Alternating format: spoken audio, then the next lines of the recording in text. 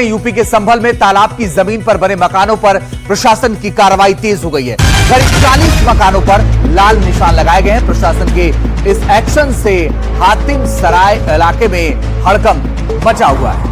तो 40 मकानों पर फिलहाल निशान लगाए जा चुके हैं। संभल में तालाब की जमीन पर ये मकान बने हुए हैं, जिस पर प्रशासन की कार्रवाई अब तेज हुई है।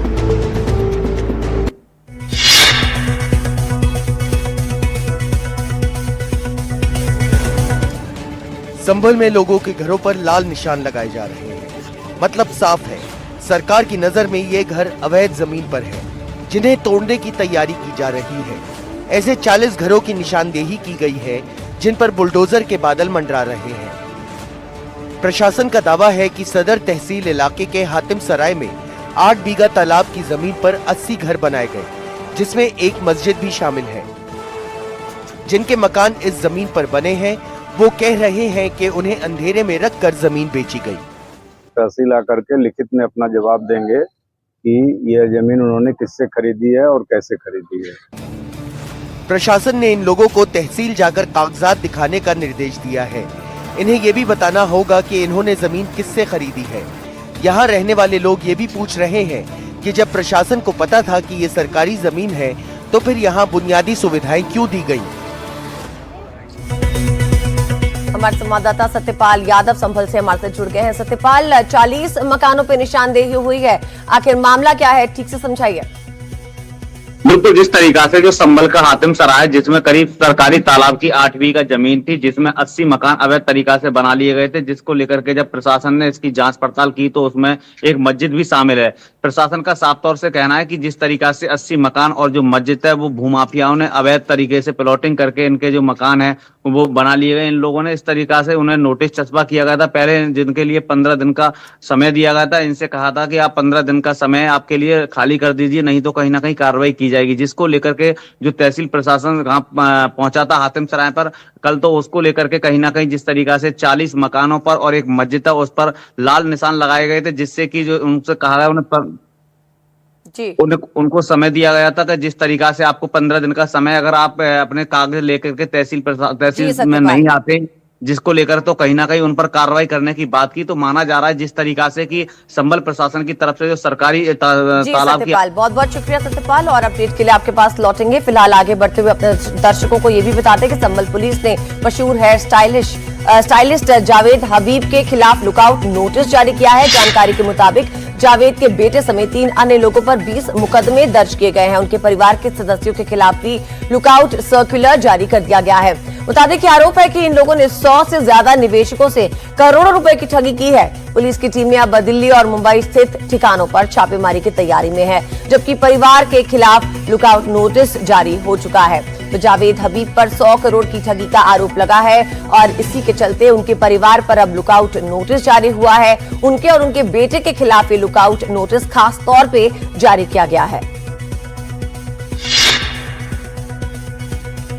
उत्तर प्रदेश की राज्यपाल आनंदीबेन पटेल ने लिव इन को लेकर बड़ा बयान दिया है। उन्होंने कहा है कि बेटियों को लिव इन रिलेशन से बचना चाहिए। लिव इन रिलेशन का परिणाम देखना है तो अनाथालय जाकर देखिए। 15-20 साल की बेटियां 1 साल का बच्चा लेकर लाइन में खड़ी हैं। बलिया में जन नायक चंद्रशेखर विश्वविद्यालय के 7वें दीक्षांत समारोह में राज्यपाल आनंदीबेन पटेल ने मंच से बोलते हुए बेटियों को लिव इन रिलेशन से बचने की सलाह दी। दीक्षांत समारोह में कार्यक्रम हुई थी राज्यपाल आनंदीबेन पटेल और इस दौरान उन्होंने ये बड़ा और अहम बयान दिया है। और अब बड़ी खबर रायबरेली से। यहाँ के ऊंचाहार थाना में मानसिक रूप से कमजोर युवक की हत्या के मामले में 4 और आरोपियों को गिरफ्तार किया गया है। अब तक कुल 9 आरोपी गिरफ्तार हो चुके हैं। ये सारी गिरफ्तारी मारपीट के वीडियो के आधार पर की गई है। वीडियो के आधार पर कुल 15 आरोपियों की पहचान की गई है। पुलिस के मुताबिक इस मामले में आरोपियों के खिलाफ गैंगस्टर एक्ट और एनएसए की कार्रवाई की जाएगी। पिछले दिनों चोरी को लेकर के ये पूरी वारदात सामने आई थी, जहां पर पीट कर एक शख्स को मौत के घाट उतार दिया गया था। अब इस पूरे मामले में वीडियो के आधार पर गिरफ्तारी जारी है।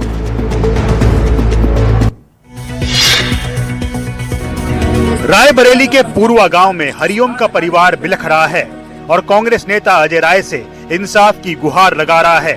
4 अक्टूबर को हरिओम अपनी पत्नी से मिलने जमुनापुर गांव गया था, जहां भीड़ ने बिना सोचे समझे उसे मौत के घाट उतार दिया। लोगों को शक था कि हरिओम ड्रोन गिरोह का सदस्य था। कांग्रेस का दावा है कि घटना वाले दिन पुलिस मौके पर मौजूद थी और वो मॉब लिंचिंग देखती रही। पुलिस चाहती तो जान बचा सकती थी, उसको थाने ले आकर बैठा सकती थी, थाने में रोक देते, पर छोड़ दिया पुलिस ने। कांग्रेस ने दलित युवक की हत्या के बाद पूरे सूबे में मोर्चा खोल दिया है। लखनऊ में भी एनएसयूआई ने प्रदर्शन किया। इस दौरान पुलिस ने कई कार्यकर्ताओं को हिरासत में लिया। कांग्रेस ने इस मुद्दे पर योगी सरकार पर चौतरफा हमला बोला है। पार्टी अध्यक्ष मल्लिकार्जुन खड़गे ने ट्वीट में लिखा कि रायबरेली में जो हुआ वो इस देश के संविधान के प्रति घोर अपराध है। दरअसल रायबरेली में ये पूरी घटना 4 अक्टूबर को हुई थी और 4 अक्टूबर को इस घटना को अंजाम दिया गया था। दलित युवक की मॉब लिंचिंग के मामले में एनडीटीवी संवाददाता रणवीर सिंह ग्राउंड जीरो पे पहुंचे। उनकी स्पेशल रिपोर्ट देखिए। बेटी से मिलने आते, लेकिन पता आप लोग को अगले दिन चला। अब ये जो हुआ है, इसके बाद अब क्या चाहती हैं सरकार से? सरकार से मैं बस यही दरख्वास्त चाहती हूँ, मेरी एक बेटी है और उनको ऐसे ही सजा मिले जिस उम्र में मेरे पति को मुझे ऐसे बना दिया गया। बस यही दरख्वास्त चाहती हूँ और कुछ नहीं चाहती। वीडियो देखा होगा आपने? अरे मेरा कलेजा दहल जाता है, मैं नहीं देख पाती।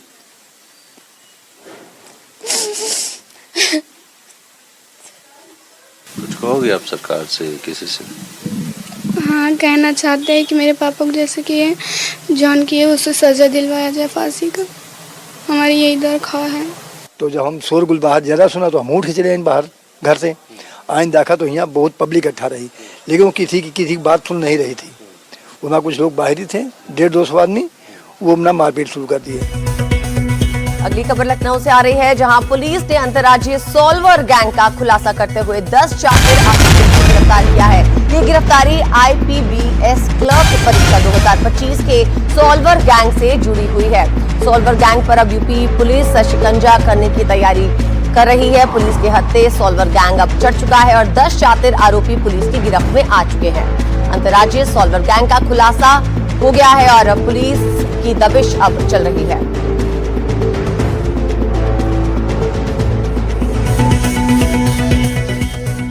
तो लखनऊ में ऑनलाइन गेमिंग की लत की वजह से 20 साल के युवक ने अपनी मां की बेरहमी से हत्या कर दी। आरोपी युवक घर से गहने चुराने की कोशिश कर रहा था। मां ने उसे रोका तो पेचकस से हमला कर मां को मार दिया। ऑनलाइन गेमिंग की लत के मामले आए दिन गंभीर होते जा रहे हैं। इस बार एक बेटे ने इस लत के चक्कर में अपनी मां को मार डाला। यही नहीं, इस अपराध को छुपाने के लिए उसने घर में डकैती की कहानी गढ़ी, लेकिन पुलिस की जांच में पूरे मामले का पर्दाफाश हो गया। पुलिस ने आरोपी को गिरफ्तार कर लिया है। हमको पता लगा है कि इसमें जो मृतका को मारने वाले हैं वो इनके खुद के बेटे निखिल यादव ही थे और इन्होंने अपनी मां की हत्या करने के बाद पुलिस को गुमराह करने के लिए ये साजिश रची थी। ऑनलाइन गेमिंग के लिए ये युवक घर से पैसे चुरा रहा था।